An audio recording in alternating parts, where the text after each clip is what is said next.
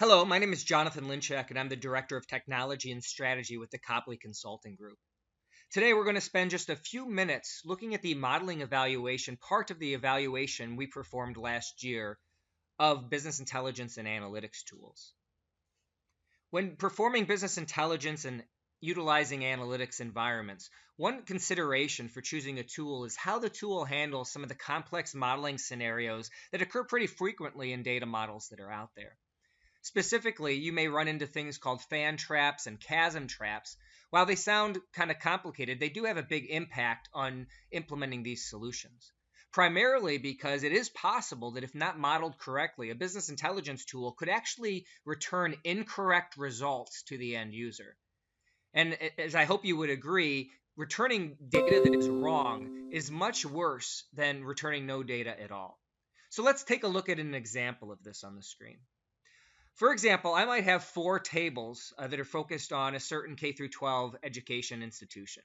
I have a teacher table that contains three teachers, Johnson, Megan, and Daniels, a classes table, which shows the classes that they take, a students table, which in this case has two students, Jane and Steve, and an absence table, which is tracking the number of absences of Jane and Steve.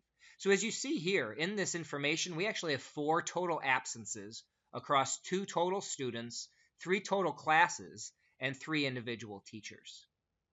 If I go into the Qlik environment and I start to model these specific tables, I can connect to my data warehouse. I can choose the schema that I want to connect to, and I can go ahead and pick some of these tables to bring in. So for example, maybe I want to bring in my students' teachers, classes, and absences tables. I'll go ahead and prepare the data, and then I'll allow Qlik to go ahead and automatically use its association engine in order to identify the associations between these environments.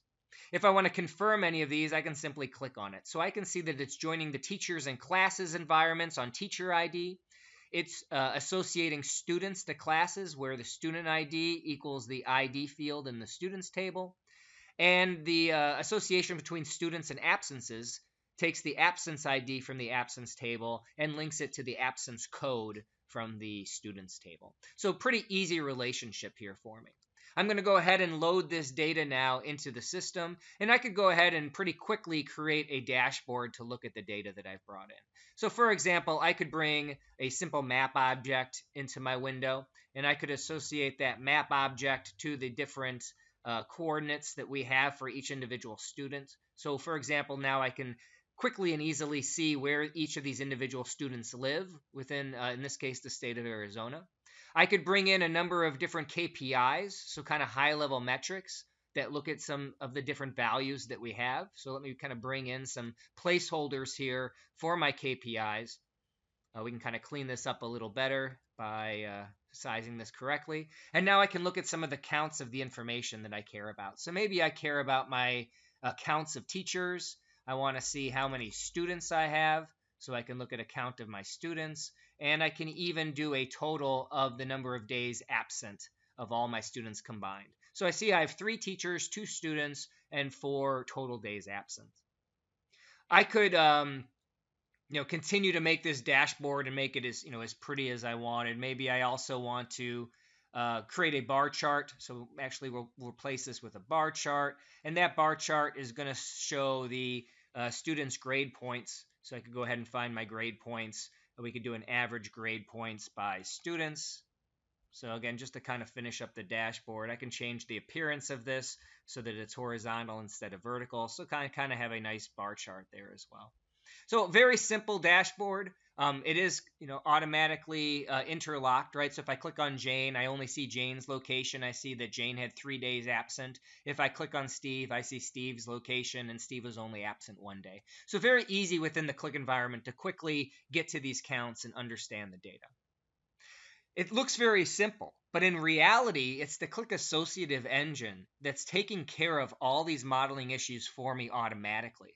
Let me go into another business intelligence tool and show you what can happen if the tool doesn't have an engine behind the scenes like Qlik. I'm going to go ahead and I'm going to connect to the exact same data. So in this case, I'll go ahead and grab my absences table, just like we saw before. And I see, again, it has 4 absences within this table.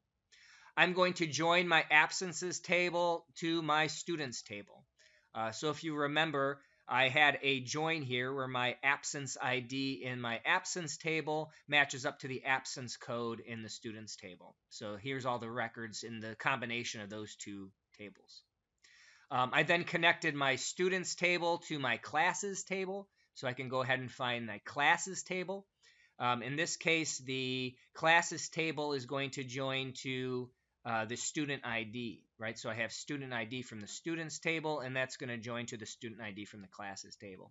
You'll also notice as we're doing this that this environment is not automatically finding these associations and joins like Qlik did. So there is some additional time in this environment to go ahead and create all these joins or these associations manually.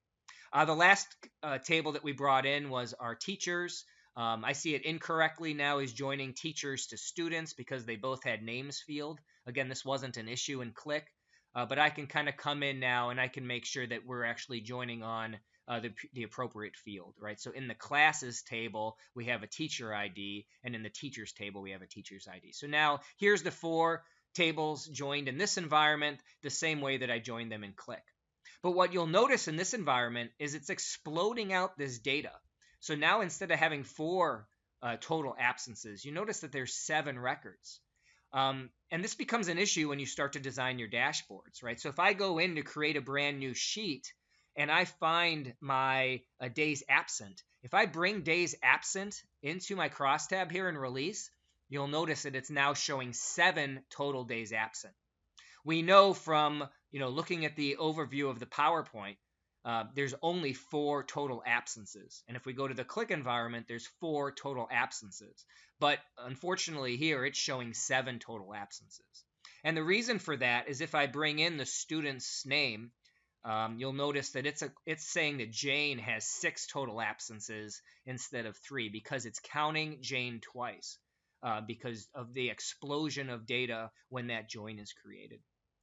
You see this in other areas besides absences as well. If I come in and kind of create another chart, I can go ahead and find my teacher names, and I can bring in the teachers into this and say I want to run a count of teachers.